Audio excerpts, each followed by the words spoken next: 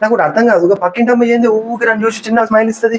పడిపోయిందటవా అబ్బా ఒక 2 నిమిషాలు ఆగండి, మీకే అర్థమైంది. వదినా రారా. ఏమండి ఏంది 2 నిమిషాలు అయిపోయినాయిదా?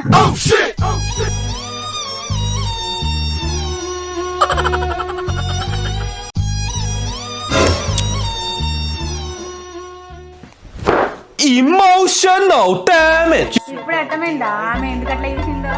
నువ్వు వాళ్ళ లెక్క ఉన్నావా? కుదిరిందా?